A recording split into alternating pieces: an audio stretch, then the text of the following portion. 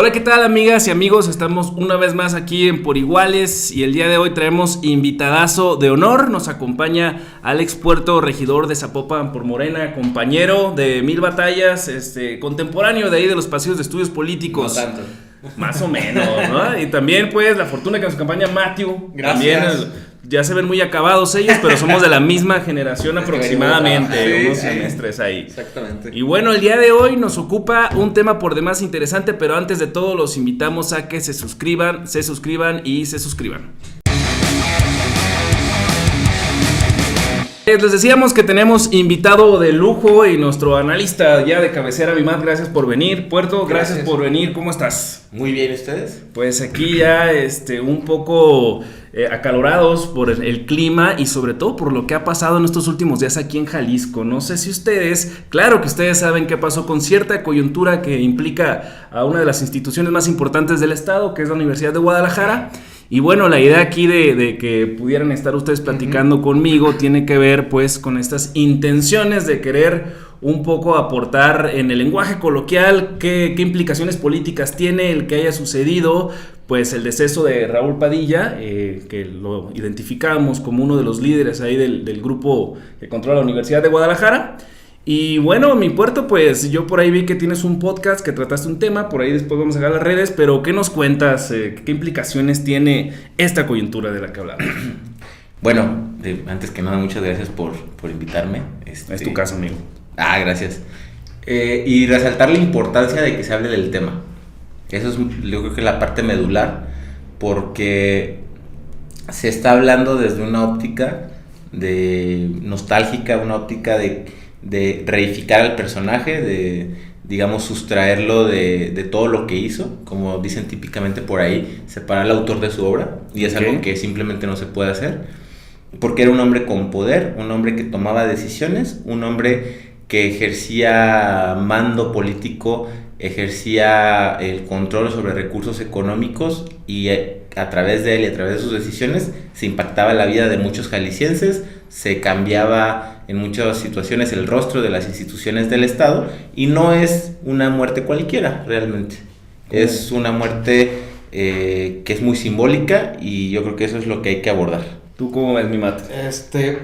Desde muchas aristas se puede abordar este fenómeno. Primero quiero agradecer la invitación a este espacio. Coincido, es importante de hablar de estos temas, en particular este episodio que sin duda alguna te va a cambiar el paradigma político en lo sucesivo. A ver, yo lo veo desde dos aristas. Y bueno, gracias por invitarme ya de cabecera a este programa. Ya soy analista entonces, claro, ya fichado. Bueno, ya, está perfecto. Nomás tienes que aportar para el sueldo de Eddie. Bueno. Y para algunos tornillos. Sí, porque no les platicamos lo que pasa. Pero ya está invitado, amigo, nomás, ya sabe. Un ventilador. Aire acondicionado. Va que va, nos comprometemos. Y dentro del análisis, justamente creo que habría que dividir la parte la parte privada, personal, que implica pues el suicidio lamentable de cualquier persona, ¿no? Yo leía atentamente el día del suceso un tuit que me pareció muy importante de Alex Puerto, que a propósito aquí está, y me pareció bastante sensato, porque ese mismo día ocurrió una vorágine de pensamientos, de ideas, y me pareció que habría que dividirlo en dos partes. Uno es lo personal, lo familiar, una situación de una persona, ¿no?, que fallece. Y por otra parte, es cierto, no es cualquier persona, es una persona, digamos, dentro del gremio político, era una persona que influía mucho en las decisiones públicas del Estado, es una persona que fue señalada, digamos, de estar detrás de un grupo político que controlaba facciosamente, se decía, instituciones del Estado mexicano, pues, de una universidad pública, ¿no?, de Jalisco. Hay quienes le reconocían un legado. Se podrá discutir si es un legado en positivo o en negativo. Se le reconocía también avances en materia cultural. Hay quienes dicen también que hubo un retroceso porque había un lucro político, un lucro económico a partir de algo tan sensible como es la educación pública, ¿no? Claro. Entonces, creo que son puntos que tendremos que observar para analizar dos cosas: el suceso y, por supuesto, las implicaciones que tiene la ausencia de un personaje de estas magnitudes en el sistema político jalisciense. Justamente bajo esa lógica, obviamente vimos que salió una carta ahí del gobernador donde se hay unas insinuaciones ahí hacia que de la universidad pública surgían fuerzas políticas extra refiriéndose, creo, ¿no? A menos que no sea muy desapercibido mi percepción, pero creo que se refería a Gamos. ¿Y ustedes creen que entonces la falta ahora de licenciados sí tenga un impacto real en la política del Estado, refiriéndome afuera de la Universidad de Guadalajara? O sea, al interior todos yo creo que coincidimos que va a haber una reestructuración de poder, vamos a ver ahí un Royal Rumble, diría yo, como en la WWE, que entraban todos los luchadores y el último que quedaba parado ganaba. No sé cómo lo perciben ustedes, pero sí en lo político, ¿qué impacto va a tener? ¿Crees que tenga un impacto real? A ver, yo creo que aquí hay un asunto espinoso de por medio, ¿no? Que es cómo el personaje en cuestión pues decide quitarse la vida. Y digo que es un asunto espinoso porque generalmente se analizan los suicidios desde el discurso médico, de si estás enfermo, de si tienes un problema mental o no. Pero desde el lado de la ciencia política, quienes han intentado analizarlo, y tomando por ejemplo el suicidio de Alan García, el expresidente de Perú, también son temas de honor. Es decir, no temas de honor en el sentido de que eso le quita la responsabilidad o limpia su imagen para siempre, porque el personaje será siempre lo que fue en vida, no lo limpia. Pero sí de honor, porque mueres por tus propios medios, no eres perseguido, no mueres rezagado, no mueres por una enfermedad, digamos que te vas en un momento de fuerza. Pero lo simbólico de esto es qué significa hacerse a un lado. Y yo creo que Raúl intenta con este suicidio consolidar el régimen jalisciense. ¿En qué sentido? Yo siempre he sostenido que el régimen jalisciense se basa en un arreglo político que se hizo hace más de 3 décadas, que repartía de manera mafiosa las instituciones del Estado. El gobernador controlaba la parte institucional, que era el poder ejecutivo, el legislativo y el judicial. Todos los gobernadores, no solo este. Y por otro lado, el poder fáctico de la Universidad de Guadalajara controlaba la universidad. Y de por medio había intercambios políticos e intercambios presupuestales que facilitaban el trabajo de ambos. Claro está, con momentos de coyuntura donde hubo desacuerdos con Emilio González Márquez y con Enrique Alfaro. E intenta consolidar eso. ¿Cómo creo yo que se consolida? Y aquí respondo a tu pregunta de cómo va a impactar políticamente esto. Y es que el intercambio epistolar que hubo ayer entre Alfaro y Ricardo Villanueva, creo que entre líneas dejan ver algo, que para ambos la raíz del conflicto o la raíz del desencuentro era Raúl Padilla. Sin Raúl en la ecuación, Alfaro no tiene motivos para intervenir en la Universidad de Guadalajara porque no le interesa democratizarla, porque tampoco podría hacerlo. La universidad tiene autonomía y la única manera de democratizarla es que la comunidad universitaria así lo desee. Y por otro lado, Ricardo Villanueva creo que tampoco tiene interés en profundizar un conflicto con Enrique Alfaro. No porque tiene una situación que atender al interior de la universidad, que es mantener unificado al grupo dominante, que podría perder influencia si cae en la desorganización, pero no tampoco porque no ganan nada. Claro. No ganan nada. Yo siempre he sostenido que en Jalisco la política no es de partidos, es de camarillas. Y te pongo un dato muy sencillo. En el 2015, el principal asesor político de Enrique Alfaro le dedica su tesis doctoral a Ricardo Villanueva, que era el contrincante de Enrique Alfaro. Ante todo se intentaba salvar la pertenencia a esa camarilla, que se habían prestado apoyo político, moral y económico en sus carreras políticas. Entonces creo que no tienen muchos motivos de desencuentro Ricardo y Alfaro. Más bien, ahorita lo que tienen ambos en mente es hacer precisamente lo que pretendía Raúl con su separación, con su corrida hacia un lado, que es consolidar ese viejo arreglo político y decir, tú quédate en las instituciones del Estado, pero no toques la universidad. Yo no me meto en lo tuyo y tú no te metes en lo mío. Creo que eso es lo que se vaticina y es el impacto político que podría tener. Ok, a ver, yo lo veo. Está interesante el análisis lógico-racional, además que haces, y además histórico, ¿no? Con algunos elementos interesantes. Yo lo veo también desde otro enfoque. Y es: ¿cuál es la diferencia entre la Universidad de Guadalajara y, digamos, las dinámicas de flujo de poder con otras universidades del país? Yo creo que, por supuesto que el elemento esencial de casi caso le podemos llamar, o ascendencia moral, o liderazgo orgánico, no sé cómo llamarlo, pero de Raúl Padilla, era ese factor que unificaba diferentes esfuerzos que estaban coexistiendo en función de intereses particulares. Intereses políticos particulares y en muchas ocasiones económicos. ¿Estamos más o menos de acuerdo? Por supuesto que el sistema funcionaba porque tenía no nada más, digamos, la consecución de esos intereses de grupos, sino que también tenía un sistema que dotaba insuficientemente, por supuesto, matrícula a los estudiantes, ¿no? O sea, por supuesto que hay bastantes carencias en el sistema de la Universidad de Guadalajara que no fueron solventadas y por supuesto que esa es una de las principales falencias de este grupo político que se enquistó en la Universidad de Guadalajara. Enrique Alfaro, en 2009, o a lo largo de su carrera política, tuvo desavenencias con ese grupo.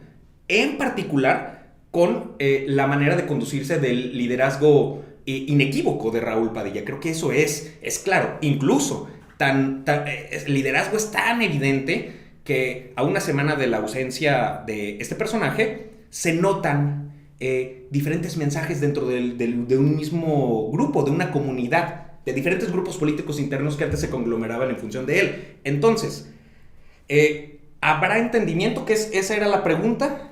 Yo creo que debe de haber un entendimiento, sí, solo si va en función de mejorar las condiciones del sistema de educación pública. Por supuesto que tiene que haber más matrícula, por supuesto que tiene que haber infraestructura educativa, por supuesto que tiene que haber también la resignificación de lo que tiene que ser una universidad pública y por supuesto el proceso de democratización que tendría que ver con un autogobierno, no nada más enquistado en nodos de poder por grupos, sino a través principalmente de los estudiantes hacia arriba. Porque aquí el problema es que los administrativos, había una tríada perfecta, ¿no? Que era administrativos, académicos y ¿qué más? Estudiantes. Ajá, pero estudiantes a través de un modelo cooptado por una organización que era igual FEG, luego FEU, igual ¿no? Los académicos e igual los administrativos. Igual, entonces, si esos mecanismos de control se liberalizan, creo que podemos empezar a hablar más acerca de una autonomía universitaria, ¿no? Más allá de libertad de cátedra, libertad de pensamiento, y entonces podemos encontrar que hay mayor libertad para buscar investigaciones en el ámbito social, en el ámbito de las ingenierías, etc. Es decir, podemos encontrar una evolución de la universidad pública. Por supuesto que hay un componente político, hay intereses en un año antes de las elecciones, por supuesto que hay muchas cosas, ¿no? Pero yo sí soy más optimista a la hora de ver que estos dos componentes, estos dos liderazgos pueden encontrar en medio de una coyuntura política, porque es una coyuntura política más allá de que, digamos, es un tema particular de una persona, puedan encontrar un punto medio para liberar o para democratizar la Universidad de Guadalajara, para encontrar un modelo que funcione y que funcione no nada más a partir de intereses particulares. Fíjate que analizaba algo curioso ahora que retomas el tema del 2024, no sé si ustedes le dieron seguimiento, pero por ahí yo quise poner mucha atención cuando pasó el fenómeno, el suceso de lo de Raúl. Sí. Al siguiente lunes prendí la tele, puse la mañanera y me di cuenta que el presidente no lo nombró, güey. Eso está muy interesante. Entonces me parece interesante lo que se viene al 24 porque veíamos que si bien como dice Puerto había este conflicto con otros gobernadores o hubo este conflicto, esta vez parecía que no le iba yendo tan bien porque a nivel federal no tenía el apoyo de Andrés Manuel. De hecho, Andrés Manuel en algunos momentos nombró su cacicazgo, más no a él, no estoy seguro cómo estaba el asunto. Y en lo local veíamos que también figuras muy apegadas al grupo universidad, pues el ejecutivo y el legislativo los estaban desplazando, ¿no? Veíamos ahí ciertas manifestaciones en el Poder Judicial y demás. Sí. Entonces resulta interesante porque rumbo al 24, entonces sí aporta algo realmente, o sea, en el escenario de las elecciones concurrentes, donde vamos a ver ahí varias corcholatas destapadas, algunas ya estaban viniendo. La FIL anteriormente, que la presidía Raúl Padilla, pues era un escenario donde se presentaban los futuros presidentes o candidatos. Sí. La pifia de Peña Nieto fue precisamente ahí en la FIL con Trino, ¿no? Que intentaron hacerlo ver, vestirlo bien, a la apuesta presidencial. Claro, pero que también en un momento los intelectuales orgánicos, de los cuales no estaba muy afín Andrés Manuel, pues era el lugar donde el presidente nunca vino a la FIL. Exacto, ¿no? Incluso yo recuerdo que en la elección del 18 hasta hubo un evento con Vargas Llosa y demás, donde se Alfaro y Raúl eran aliados y en el marco... Sí, de la alianza de Ricardo Anaya. La última antes de la pandemia. Ajá, sí. Fue una crítica al presidente, ¿no? Del autoritarismo y... Sí, publicaban un libro. De la libertad de expresión. Entonces Sí, está fue la curioso del porque 19. ahora Fue ya en no... 2019, fue previo a la Fue pandemia. la última antes de la pandemia, Sí. la de 2019. Pues mira, entonces esto ya no va a estar presente, pues, o al parecer no de esa manera, con tanta presión como se ejercía de la manera de liderazgo, Raúl, que lo hemos visto al interior, pero el exterior entonces tendrá un impacto en el 24, en la elección concurrente a nivel federal, local, o sea, ¿alteran algo? ¿Qué? ¿El sistema de partidos, por ejemplo? No, un sistema de partidos depende de factores totalmente distintos. Claro está que un liderazgo como el de Raúl no es que sea irreemplazable, es que toma mucho tiempo formarlo. Okay. Es decir, la fortaleza de Raúl era su capacidad de interlocución a nivel internacional, que la consigue primero siendo rector, después a través de las empresas parauniversitarias y a través de un esquema de, ¿cómo se llama? De mecenazgo a sectores culturales, es decir, promovía a ciertos autores, les editaban su obra, proyectaban sus películas, luego lo invitaban a Cannes, luego se paseaban, y él así va creciendo como una persona que promovía la cultura, cuando realmente lo que promovía era un acceso minoritario y elitista a bienes culturales, pero es otra discusión. Wow. Y eso, claro que le da una influencia política muy diversa, que nadie va a poder imitar, al menos no esta década, y esperemos que nadie quiera imitarla, porque, repito, no es deseable, créeme, no quieres que tus hijos sigan el ejemplo de Raúl Padilla. ¿Puede alterar políticamente el escenario? Creo que el escenario quedó alterado desde el momento en el que la Universidad de Guadalajara comete el error de hacer su propio partido político. Sí, claro. Porque en ese momento ellos le dibujan los márgenes al muy abstracto capital político que le vendían a todos los candidatos a gobernadores. Claro.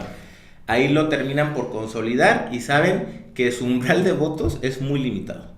Tan limitado que están en riesgo de perder el registro el próximo año, y tan limitado que por eso Futuro y Hagamos se opusieron a que se modificaran las reglas de financiamiento a los partidos. Sí. Porque al recibir un mayor financiamiento, obteniendo menos votos, creían tener la capacidad de sobrevivir una cuestión electoral. Sin embargo, creo que algo en lo que sí impacta es en el sentido de época que se vive. ¿En qué sentido? Creo que algo que se ha obviado, y por eso la importancia de decirlo con todas las palabras, la persona que se quitó la vida no era un inocente, no digo que lo merecía, ¿no? Simplemente digo, es una persona que le causó muchos problemas a Jalisco, pervirtió la idea de democracia que pudimos habernos dado como sociedad e hizo uso patrimonialista de recursos públicos. Se ha obviado que en Jalisco la gente no llega a prisión. Como lo que se le pueda recriminar a Aristóteles tuvo un final muy trágico. Algunos empresarios, por ejemplo, como Felipe Tomé, tienen otro fin trágico. Secretarios de gobierno, como el de turismo con Aristóteles Sandoval, tienen otro fin trágico. Y todos esos personajes no enfrentan jamás la justicia. ¿Y de qué manera eso impacta a la época? Bueno, que hay una normalidad que tenemos que empezar a abordar. El viejo Jalisco, el viejo régimen, está dando señales de agotamiento. Y suicidios como el de Raúl intentan revitalizarlo a través del viejo esquema del reparto de las instituciones, de un reparto patrimonialista, de un arreglo político que deja fuera a las mayorías y simplemente considera a las élites. Claro. ¿Por qué trastoca la época? Porque pues simplemente habemos personas que decimos, es que eso no es normal. Eso no debe de estar normalizado, no debemos de por qué decir, ay, sí, ¿sabes? Como las muy sentidas condolencias que salían por todos lados, de aquí ruge tu manada. Perdón, pero la comunidad universitaria es inmensa y también la componen las disidencias que tienen décadas queriendo democratizar la Universidad de Guadalajara. Están las condolencias de grupos que se beneficiaban directamente de él, pero lo que tenemos ahora es un escenario donde quizás la gente, no los grupos, no las familias que componen el grupo universidad, sino los profes que intentaron hacer sindicalismo independiente, los estudiantes que quisieron salirse de los márgenes de la Federación de Estudiantes, los administrativos que a pesar de contar con un sindicato que no los representa, siguen trabajando día con día por sostener la Universidad de Guadalajara, pues pueden quizás rebelarse y decir, bueno, ya basta de que la universidad transite de cacique en cacique, y objetar el intercambio epistolar entre el gobernador y el rector, porque es una muy mala señal para nuestra democracia. Bueno, de alguna parte tiene que venir el debate de ideas, ¿no? Y si no viene, digamos así como lo propones, desde las bases estudiantiles administrativas, pues si viene desde las instituciones o desde las cabezas de las instituciones públicas, me parece bien. Creo que coincido en algunas cosas y no coincido en otras. Coincido, por ejemplo, en el hecho de que no tiene que haber un partido político que responda a intereses de un grupo político que está detrás de una universidad pública. Es decir, las universidades públicas justamente mandan profesionales al campo laboral, puede ser en las ciencias sociales, en la política, y pueden estar ahí dispersos en diferentes expresiones de pensamiento que son los partidos políticos, ¿no? Pero el hecho de crear un propio partido político para competir por el poder político, me parece que eso no está bien. Creo que se equivocaron también ahí, y además no es un error nada más moral, sino también un error estratégico, porque a partir de la elección del 2021, pues justamente se exhibieron. Tenemos el 4.5% de intención de voto y estamos medio perdiendo el registro. Significa que potenciales aliados políticos ya saben cuánto mido, ¿no? Eso es lo que no había pasado a lo largo de 30 años. Que de alguna forma sí con tener el PRD, ¿no? De alguna forma sí más o menos muy asociado a una parte. Pero algunos los mandaban al PRI. Bueno, sí. Hacían baseo de votos, que le llaman. Claro. Sí, entonces no. Había más márgenes de simulación por parte de ese grupo político. Bueno, eso es un grave error, y por supuesto que pongo la connotación también en que la justicia, ¿no? También hay un alto grado de impunidad, pero también no es nada más en Jalisco, lo vemos en todo México, y no quiero discutir mi puerto. Luego nos aventamos una discusión sobre temas. Abrimos el micrófono sobre temas ya de Morena, MC, partidos políticos, la política nacional, pero atendiendo. Pero Morena, si te comprometes a jalar luego acá el debate. ¿Podemos hablar de MC? Estamos hablando de mafias. De mafia del poder que llega al poder y ya no existe la mafia del poder. Bueno, ya le paramos. No, el tema es, me parece que hay debe de haber una resignificación de lo que se está viviendo a partir de la Universidad de Guadalajara y la manera en la cual se conducen los liderazgos, porque no es lo mismo que existan liderazgos orgánicos en diferentes organizaciones e instituciones a que exista un liderazgo que se beneficia o que beneficia a cierto grupo político y económico a partir de ese liderazgo, digamos, o a partir de la coacción, porque hubo mucha coacción, ¿no? a lo largo de... Claro. Y con el uso de recursos públicos, por supuesto. A ver, no podemos crear un partido político a partir de la Universidad Pública de Jalisco. No, o las manifestaciones de la UDG, ¿no? Uh-huh. Las cafeterías de la Universidad de Guadalajara que no transparentan sus recursos, eso te brinda una capacidad de movilización infinita que jamás te acabas el recurso económico. A ver, la FIL como instrumento político, claro, ¿no? Para golpetear ciertas agendas o beneficiar otras de acuerdo a prebendas. O sea, hay algo en lo que yo principalmente no considero, por ejemplo, que haya algo más allá del intercambio epistolar que un arreglo político. Uh-huh. Porque yo nunca le escuché a Alfaro una propuesta o una idea de hacia dónde la Universidad de Guadalajara. Okay. Claro, hablar de que la universidad estuvo conducida por un cacique es hablar con la verdad, que se utilizó políticamente es hablar con la verdad, pero es lugar común. Bueno, creo que una manera de plantear que la universidad debe de cambiar es a través de los poderes públicos, sí. A través del legislativo, a través de una discusión con la sociedad, pero no a través con el rector. Había una agenda que a mí me entusiasmaba mucho, que era a propósito del tema conceptual de la refundación de Jalisco, y pero más allá del tema, digamos, de comunicación política, la creación de un nuevo constituyente, a mí me entusiasmaba mucho, porque te creaba la posibilidad de hacer un nuevo pacto fiscal, una nueva constitución, en donde cambiaras las leyes secundarias, incluso la ley orgánica de la Universidad de Guadalajara. Uh-huh. Yo observaba una posibilidad en su momento de que hubiera un diálogo sobre qué tipo de universidad queremos y, por supuesto, democratizar todos los procesos. Y yo ahí veía, y esa fue una propuesta, digamos, concreta. No sé si a 1 año y medio de que acabe este sexenio todavía exista las condiciones para generarlo, pero por supuesto que todavía estaría viciada. No lo sé, pero hay un tema ahí de enconos y de agravios personales. Hay que recordar que Enrique Alfaro, el gobernador de Jalisco, es padre de Enrique Alfaro Anguiano, el exrector de la Universidad de Guadalajara. Es hijo, si no estaría bien grandote Alfaro. Sí, perdón, es hijo. Y sale de la universidad expulsado o traicionado por Raúl Padilla, Creo que eso impone un sesgo muy grande para abordar la complejidad del tema de la Universidad de Guadalajara. Sí creo, por otro lado, que lo debe de hacer la propia comunidad universitaria desde abajo, porque tampoco veo a Ricardo Villanueva haciéndolo. ¿Dónde pudo haber aprendido democracia Ricardo? ¿En el PRI? Sí. Ahora, ¿ves un movimiento tipo FAU? Tú estabas en el FAU, ¿te acuerdas? Sí, nosotros fundamos muchos movimientos disidentes. Pero no existe ahorita. No, supongo que sí existe disidencia, sin embargo... organizada, ¿no? Organizada, exacto. Aparte, hay un rollo ideológico muy fuerte también entre los grupos que a veces conformamos la disidencia, ¿no? Pero la comunidad universitaria es un espacio vacío listo para ser ocupado. No quiere decir que vaya a ser la voz más legítima. Lo que creo es que al ser un espacio por ocupar, en las teorías de las alternancias, la alternancia se daba cuando la élite se desgajaba. Gabino Cue, que fue como el ejemplo más grande aquí en México cuando fue gobernador de Oaxaca, se sale del PRI, rompe la élite priista, se hace candidato de Convergencia y así es como tiene alternancia Oaxaca. Sí. Creo que puede ocurrir un fenómeno parecido en el grupo que controla la Universidad de Guadalajara, si alguien logra tentarles lo suficiente la ambición. Es decir, puede haber ahí hay un sector de la comunidad universitaria que se quiere ver representado, que no está organizado, pero necesitan que alguien les trace esa línea, ¿no? Y que aparte de eso que mencionas Puerto, que cae en el 24 con la elección concurrente, yo he visto que varios actores de la universidad han estado jugando con las corcholatas, o sea, eso va a decir mucho con quién se empiezan a alinear, ¿no? Yo creo que por ahí va la tirada para buscar el respaldo.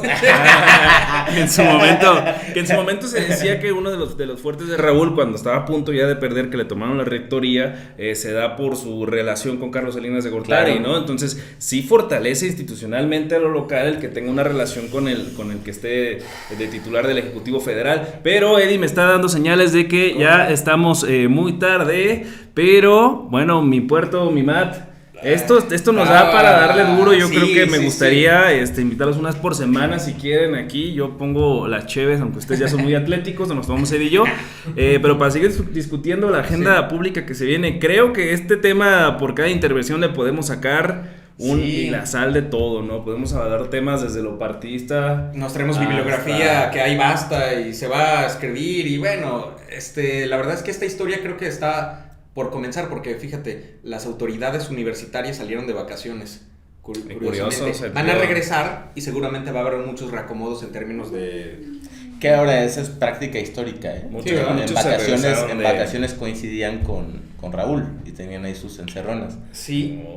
Pero yo identifico prácticamente 5 grupos, ¿no? Que cada quien tiene sus líneas a seguir y primero va a haber una revolución interna o una conciliación interna. Creo que lo destacable es que el grupo que siempre apostó a la conciliación con el gobernador es el que actualmente controla la rectoría. Ok. Sí. Si quieren saber un poco más de esto, los invito al podcast de Alex Puerto. Platícanos, Puerto, ¿dónde te pueden encontrar? Se llama Que Hable la Mayoría. Así es. Bueno, entonces, ¿para qué me preguntas? No, pero me estás diciendo que no se llama así la red en YouTube. En Spotify está como Que Hable la Mayoría. Ajá. En YouTube está en mi canal personal. Búsquenme como Alejandro Puerto. En Facebook también como Alejandro Puerto. Y en Instagram y Twitter igualito. Ahí compartimos el episodio completo, pero también hay breves cápsulas de los temas más, de los momentos, más candentes de la discusión. Y esta es tu casa, Alex Puerto, cuando quieras venir con nosotros. Aquí estamos, mi Matt. Gracias. ¿Cómo concluimos? ¿Qué abonas? ¿Dónde te siguen a ti? Bueno, ya tiene el Eddie ya tiene ahí de facto. Ahí me pones Eddie las redes y todo eso. No, pues sigamos echándole. Evidentemente había varios proyectos pendientes respecto de socialdemocracia que tenemos pendientes de abordar aquí en Por Iguales. Y estamos a la orden. Que bueno contar con contemporáneos de estudios políticos y gobierno. Chido no verte, Puerto. ¿Cuál es tu ideología política, bro? Cardenista. ¿Eres cardenista? Cardenista obradorista. Cardenista obradorista, mira, te voy a invitar a la Lázaro Socialdemócrata. Cárdenas. No, pero cardenista de verdad. Luego discutimos Ay. sobre ese tema. No está haciendo calor, pero hay Cárdenas- atención. Cárdenas legalizó todas las drogas y ustedes ni el aborto, cabrón. No, luego hablamos Uy. de aborto. Chequen que- el dato de las que lo 63 federal. concesiones de Peña Nieto a Fox sobre el uso de la cannabis. Hasta pronto, muchas gracias por estar aquí. Los invitamos cuando quieran y suscríbanse y sigan las redes de nuestros compas. Chida.